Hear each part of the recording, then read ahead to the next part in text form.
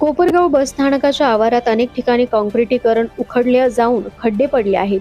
त्यामुळे प्रवाशांना अनेक अडचणींचा सामना करावा लागत आहे. प्रवाशांची ही अडचण दूर करण्यासाठी कोपरगाव बसस्थानकाच्या आवारात नव्याने सिमेंट काँक्रिटीकरण करण्यासाठी निधी मिळावा यासाठी प्रस्ताव दाखल केला आहे. लवकरात निधी मिळावा यासाठी राज्याचे उपमुख्यमंत्री तथा अर्थमंत्री अजितदादा पवार यांच्याकडे पाठपुरावा सुरू असून निधी उपलब्ध होताच संपूर्ण बसस्थानकात नव्याने सिमेंट काँक्रिटीकरण करण्यात येईल अशी माहिती आमदार आशुतोष काळे यांनी दिली आहे. आमदार आशुतोष काळे यांच्या पाठपुराव्यातून कोपरगाव बस आगाराला मिळाले नवीन 5 बसेसचे आमदार आशुतोष काळे यांच्या हस्ते विधिवत पूजन करण्यात येऊन प्रवाशांच्या सेवेत लोकार्पण करण्यात आले.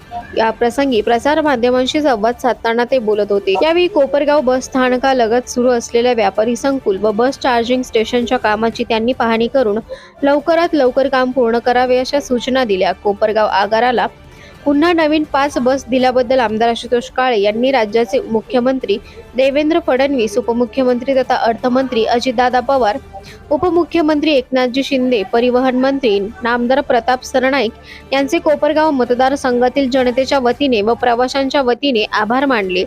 या प्रसंगी आगारा प्रमुख अमोल बनकर, ज्येष्ठ नेते पद्मकांतजी कुदळे यांच्यासह राष्ट्रवादी काँग्रेस पक्षाचे माजी नगरसेवक व पदाधिकारी मोठ्या संख्येने उपस्थित होते.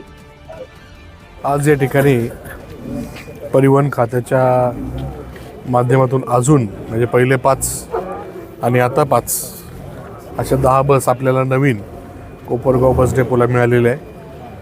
तर हे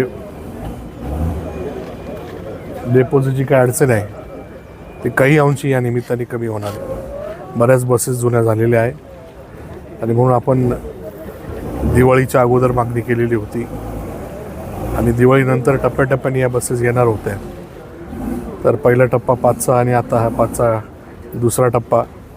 आणि काही इलेक्ट्रॉनिक बसेस आपण जे बॅटरीवर चालणाऱ्या बसेस म्हणतो त्याच्या पण काही आपल्याला बसेस मिळणार आहे. ते चार्जिंग स्टेशनचं काम लवकरात लवकर होणं गरजेचं आहे, जेणेकरून इलेक्ट्रिक बसेसचे चार्जिंग रात्रभर त्या ठिकाणी होऊ शकेल आणि दिवसा ते वापरून आपल्या डेपोचा काही डिझेलचाही खर्च त्याच्यामध्ये कमी होईल आणि आपल्या लोकांना चांगली इलेक्ट्रॉनिक बसही त्या ठिकाणी वापरता येईल.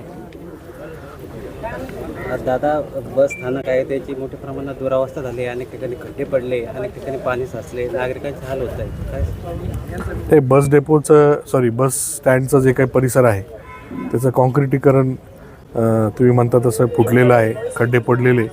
त्याचे आपण काँक्रिटीकरण पुन्हा करण्याचं पत्र दिलेलं आहे. त्याचं जसं काही निधी उपलब्ध होईल त्या प्रोसेसमध्ये आपण आहोत. तर ते निधी उपलब्ध झाल्यानंतर त्याचं पण काम आपल्याला पुन्हा एकदा करायचं आहे आणि यावेळेस करताना चांगल्या क्वालिटीचं झालं पाहिजे याच्यासाठी आपण लक्ष देऊन ते काम करून घेऊ. आणि कंपाऊंडचंही कामाचा प्रस्ताव आपण दिलेला आहे.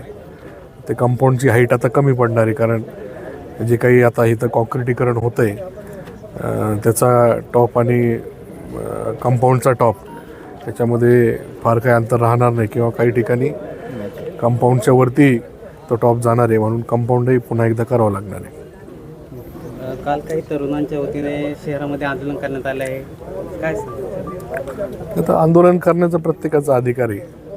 त्या पद्धतीने तिथं काही पाणी साचलेलं होतं तर ते तिथं त्यांनी केलं आंदोलन.